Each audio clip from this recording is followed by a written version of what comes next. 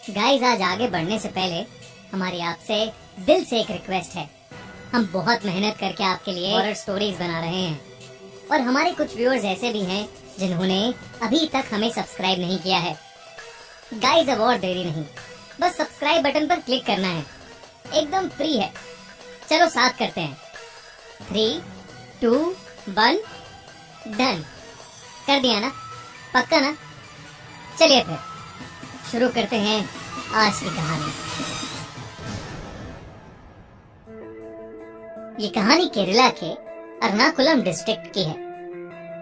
किशोर अपना सब कुछ छोड़कर अपने जीवन की एक नई शुरुआत करने के लिए केरला आया था।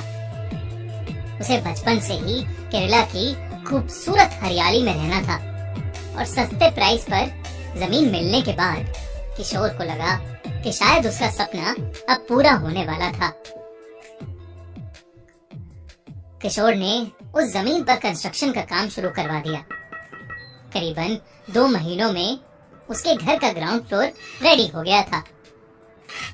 रेंट अफोर्ड करना किशोर के लिए थोड़ा डिफिकल्ट हो रहा था, इसलिए उसने तय किया कि वो अपने अधूरे बने घर के ग्राउंड फ्लोर पर ही रहेगा और इस तरह वो कंस्ट्रक्शन के काम को सुपरवाइज भी कर पाएगा। पूरा दिन काम करवाने के बाद किशोर ने अपने नए घर के कोने में एक खाट बिछाई और चद्दर तान कर सो गया। किशोर की आंख बस लगी ही थी कि अचानक से उसकी खाट जोर जोर से हिलने लगी और उसके ऊपर लेटे लेटे ही पलट गई। किशोर जमीन पर गिर गया और उसकी खाट उसकी आंखों के सामने उल्टी पड़ी थी। किशोर की कमर में चोट आ गई थी और वो एकदम से हुए इस हादसे से बहुत सहम गया था। उसने अपनी खाट को उठाकर सीधा किया और खाट घर के बाहर ले जाने लगा। घर की मेन एंट्रेंस पर अभी तक दरवाजा नहीं था।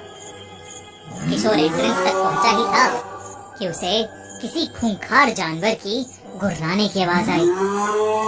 नई जगह में देर रात को अपने साथ ऐसी अजीब चीजें होता देख किशोर काफी घबरा गया।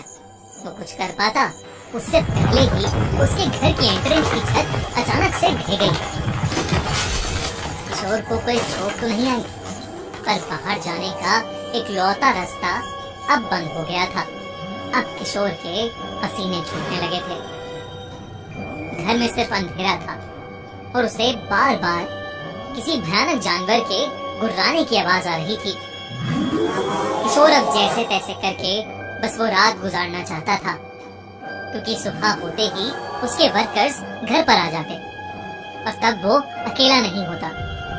किशोर घर के बीचों बीच खड़ा सहमा हुआ रात गुजारने का कोई तरीका सोचने लगा कि उसी वक्त उसे ऐसा लगा कि जैसे कोई उसके पीछे उसके बेहद करीब से भाग कर निकला हो।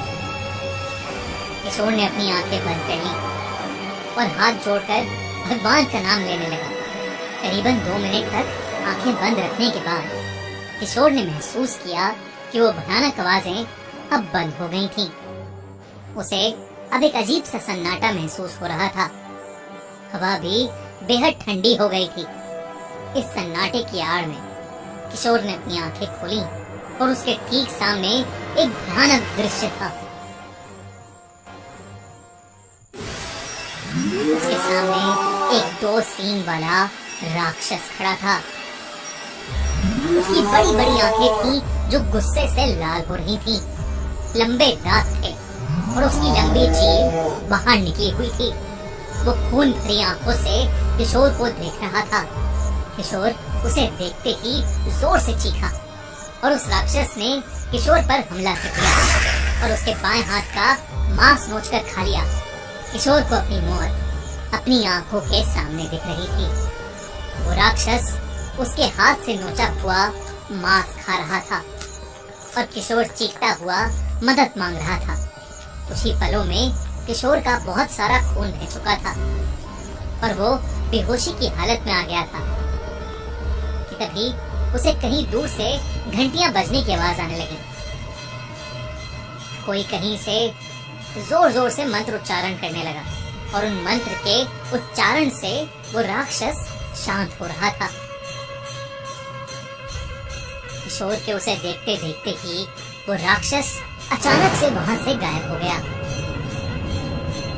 किशोर को अपनी आंखों पर विश्वास नहीं हो रहा था, लेकिन उस राक्षस के गायब होते ही किशोर ने एक राहत की सांस ली। किशोर का काफी खून बह चुका था और इसीलिए कमजोरी की वजह से वो वहीं पर बेहोश हो गया। जब उसकी आंख खुली तो वो एक बेड पर लेटा हुआ था और उसके हाथ पर पट्टी बंधी थी।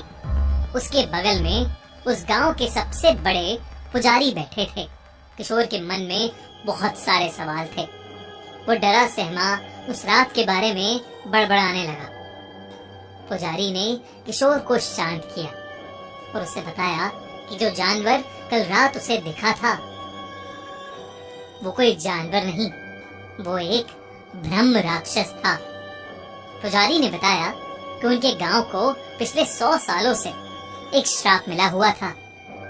वहां पर उस ब्रह्म राक्षस की अनुमति के बिना कोई ईंट भी नहीं लगा सकता था।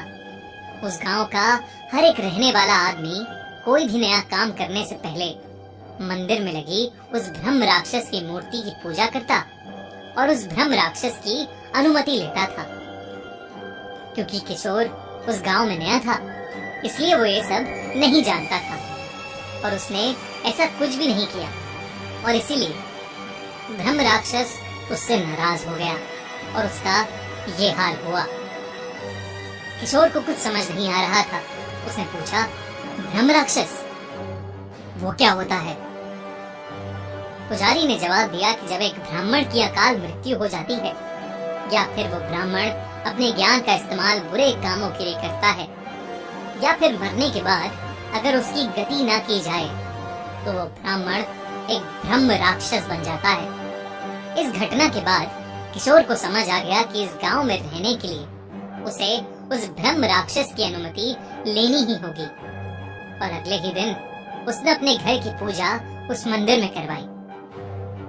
उस दिन के बाद से उसके साथ फिर कभी ऐसी कोई भयानक घटना नहीं हुई। कैसी लगी आपको ये कहानी? अगर आप भी ब्रह्म राक्षस के बारे में और कुछ जानते हैं तो हमें कमेंट्स में जरूर बताइए। और हाँ, अगर